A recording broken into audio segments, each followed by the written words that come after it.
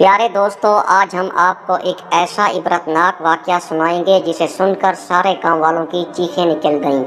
ایک ایسی لڑکی پر اللہ کا خوفناک عذاب آیا جسے دیکھ کر قبر کھودنے والا چیخیں مار مار کر رونے لگا، توبہ توبہ کرنے لگا۔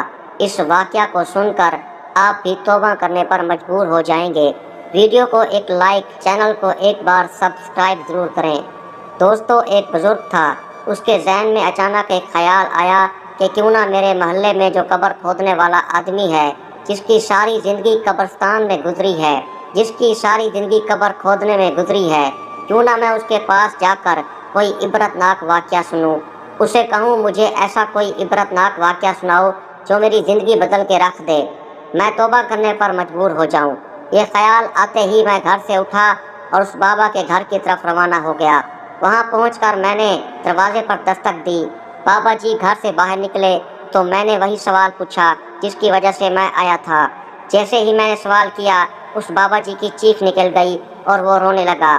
میں نے اس کی آنکھوں سے آنسو پوچھے اور میں نے اس سے رونے کی وجہ پوچھی تو اس نے کہا، اے شخص میرے ساتھ بیٹھو، میں تمہیں ایک دردناک واقعہ سنانا چاہتا ہوں۔ وہ واقعہ جب سے میں نے اپنی آنکھوں سے دیکھا ہے، تب سے لے کر آج تک میری آنکھیں روتی رہتی ہیں، میرا دل روتا رہتا ہے۔ پہلے میں غفلت کی زندگی گزار رہا تھا، پہلے میں گناہوں والی زندگی گزار رہا تھا، لیکن جب سے وہ منظر میری آنکھوں سے گزرا ہے، اس منظر کے بعد میں غفلت کی دلدل سے نکل گیا ہوں۔ میں نے اپنے رب کے ساتھ صلح کر لی ہے۔ کہتا ہے کہ میری عادت ہے کہ میں 2 قبر پہلے سے ہی تیار کر کے رکھتا ہوں تاکہ جب کوئی مر جائے تو انہیں انتظار نہ کرنا پڑے۔ بس اسی کام سے میرا گزر بسر ہو رہا تھا۔ ایک دن کا واقعہ ہے کہ میں قبر کھود چکا تھا، دوسری قبر کھود رہا تھا کہ میرے دل نے چاہا کہ تھوڑی دیر کے لیے آرام کر لوں، لیکن پھر میں نے کہا کہ کیوں نہ پہلے قبر میں کھود لوں، اس کے بعد پھر آرام کر لوں گا۔ میں دوسری قبر کھودنے لگ گیا۔ جیسے ہی میں نے قبر کھودنی شروع کی تو قبر کے اندر تپش محسوس ہوئی، مجھے قبر کے اندر آگ محسوس ہوئی۔ میں نے اپنی آنکھوں سے قبر کے اندر کیڑے مکوڑے دیکھے، میں نے اپنی ان آنکھوں سے قبر کے اندر سانپ دیکھے ہیں، بچھو دیکھے ہیں۔ جیسے جیسے میں قبر کھودتا جاتا، ایسے ایسے یہ بچھو اور سانپ نیچے کی طرف جاتے گئے۔ اندر سے تپش آنے لگی، مجھے گرمی لگنے لگی۔ میں پریشان ہو گیا کہ قبر تو اور بھی بہت ساری میں نے کھودی ہیں، یہ واحد قبر ہے جس کے اندر میں نے اپنی آنکھوں سے کیڑے مکوڑے دیکھے ہیں، بچھو دیکھے ہیں۔ ایسا لگتا ہے جہنم کی تمام کھڑکیاں اسی قبر کی طرف کھول دی گئی ہیں۔ بڑی مشکل سے وہ قبر میں نے مکمل کی اور ایک چھوٹے سے درخت کے سائے میں بیٹھ گیا۔ میں سوچ رہا تھا کہ یہ میری زندگی کی پہلی قبر ہے جس کے اندر میں نے سانپ، بچھو اور کیڑے مکوڑے دیکھے ہیں، قبر کے اندر کی تپش دیکھی ہے۔ اب میں اس انتظار میں تھا کہ کون ہے جو اس قبر کے اندر داخل ہوگا، وہ کون سا مردہ ہے جو اس قبر کے اندر داخل ہوگا۔ کہتا ہے کہ اللہ کی قسم، میں نے اپنی آنکھوں سے دیکھا کہ آسمان سے 2 سوار زمین پر اترے اور ان 2 قبروں کے اوپر اترے ہیں۔ ایک سوار قبر کے پیروں کی طرف کھڑا ہو گیا، دوسرا سوار قبر کے سرہانے کی طرف کھڑا ہو گیا۔ اب جو سرہانے کی طرف سوار کھڑا تھا، وہ پیروں کی طرف کھڑے ہوئے سوار سے کہتا ہے کہ لکھو۔ وہ کہتا ہے کیا لکھوں؟ وہ کہتا ہے کہ لکھ دو، جہاں تک تیری نظر جاتی ہے حد نگاہ تک اس قبر کو وسیع کر دو، اس کو کھلا کر دو۔ یہ سنتے ہی پیروں کی طرف کھڑے ہوئے سوار نے وہ سب کچھ لکھ دیا۔ اس قبر کو حد نگاہ تک وسیع کر دینا ہے، کھلی کر دینا ہے۔ اب جو قبر کے سرہانے کھڑا تھا، وہ پیر والے سے کہتا ہے کہ لکھو، تو وہ کہتا ہے کیا لکھوں؟ کہتا ہے لکھ دو، اس قبر کو اتنا کھلا کر دو۔ تو وہ کہتا ہے کہ کتنا کھلا کر دوں؟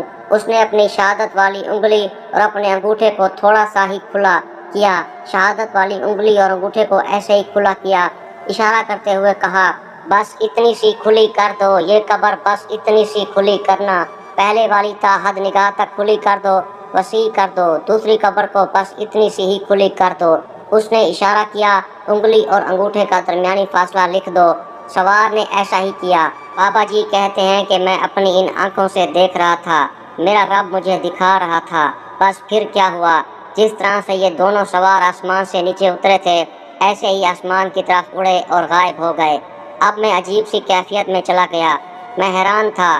اب میں شدت سے انتظار کرنے لگا، میں منتظر تھا کہ اب کون سا جنازہ آنے والا ہے اور یہ قبر کس کے نصیب میں جاتی ہے جو حد نگاہ تک وسیع قبر ہے، کون سا شخص لے کر جاتا ہے اور اتنی سی کھلی قبر کون سا شخص اس میں جاتا ہے۔ میں منتظر تھا۔ اتنے میں ایک جنازہ قبرستان کے اندر داخل ہوا۔ مرنے والے کے اپنوں نے مجھ سے وہ قبر خریدی جو حد نگاہ تک وسیع تھی اور میت کو قبر کے اندر دفنانے لگے۔ بابا جی کہتا ہے کہ میں یہ دیکھ کر حیران رہ گیا کہ میت کے ساتھ صرف 8 لوگ ہیں۔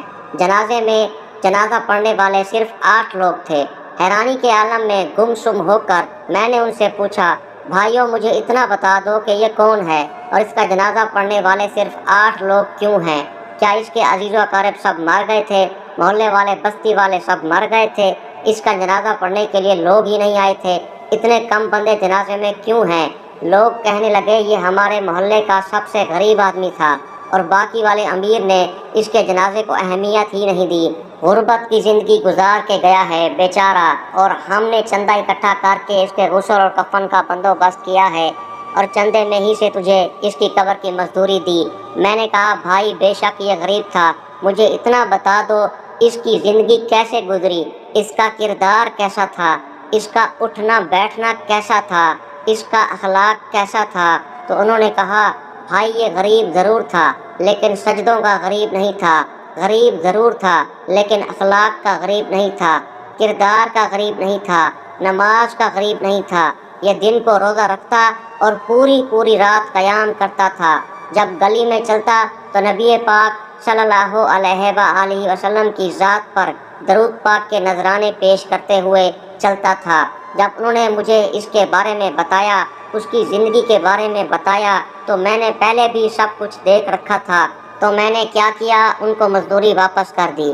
میں نے کہا بھائی مجھے بھی اس ثواب میں شریک کر لو، میں بھی ثواب میں شریک ہونا چاہتا ہوں۔ اور اس کی تدفین کرنے کے بعد واپس چلے گئے۔ اب میں اس غریب کی تدفین کے بعد اس چھوٹے سے درخت کے نیچے بیٹھ گیا۔ اب دوسرے جنازے کا انتظار کرنے لگا۔ شدت سے انتظار تھا کہ یہ والی قبر کس کے حصے میں جاتی ہے۔ کہتا ہے کہ اتنے میں ایک اور جنازہ بھی قبرستان کے اندر داخل ہوا۔ اس میت کے پیچھے لوگوں کا ہجوم تھا، بہت زیادہ رش تھا۔ اتنا بڑا جنازہ میں نے اپنی زندگی میں پہلی بار دیکھا تھا۔ میت کے عزیز و اقارب میرے پاس آئے اور دوسری قبر مجھ سے خریدی جس کے اندر سانپ میں نے دیکھے تھے، بچھو دیکھے تھے، جس کے اندر مجھے تپش محسوس ہوئی تھی۔ جب میں نے ان سے پوچھا کہ کون فوت ہوا ہے تو انہوں نے کہا کہ فلاں نام کا امیر شخص ہے، اس کی بیوی مر گئی ہے، یہ اس کی بیوی کے لیے قبر خریدی ہے۔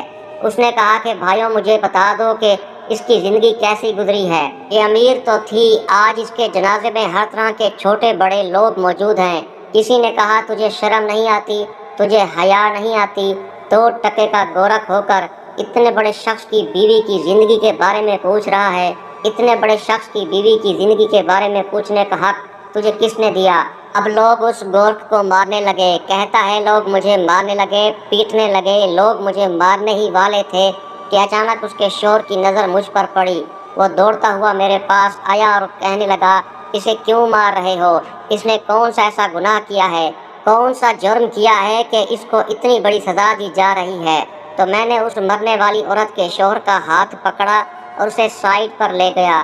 پھر میں نے اسے پچھلا سارا واقعہ سنایا اور قسم دے کر سنایا۔ میں نے کہا میں سچ کہہ رہا ہوں، میں نے اسی طرح کے مناظر اپنی آنکھوں سے دیکھے ہیں۔ اب تو مجھے اتنا بتا دے کہ تیری بیوی کس طرح کی زندگی گزار گئی ہے؟ کہیں اس کی زندگی آوارگی میں تو نہیں گزری؟ کہیں اس کی زندگی گناہوں میں تو نہیں گزری؟ اس کی زندگی بد اخلاقی میں تو نہیں گزری؟ کہیں اس کی زندگی بے حیائی میں تو نہیں گزری؟ میرے یہ درد بھرے جملے سنتے ہی وہ مالدار شخص رونے لگا اور رو کر کہنے لگا بھائی تو سچ کہتا ہے، تو سچ بولتا ہے، تو نے جو کچھ دیکھا ہے سچ دیکھا ہے، تو نے جو کچھ دیکھا ہے حقیقت دیکھی ہے۔ یہ جو میری بیوی تھی یہ بہت ہی زیادہ حسین و جمیل تھی، اتنی بڑی حسن والی تھی کہ جو بھی اسے دیکھتا حیران رہ جاتا، جو بھی اسے دیکھتا بس دیکھتا ہی رہ جاتا۔ لیکن یہ بدبخت عورت میری غیر موجودگی میں غیر محرم مردوں کو اپنے گھر میں بلاتی تھی، ان سے چھپ چھپ کر باتیں کرتی تھی، ان سے چھپ چھپ کر گناہ کرتی تھی۔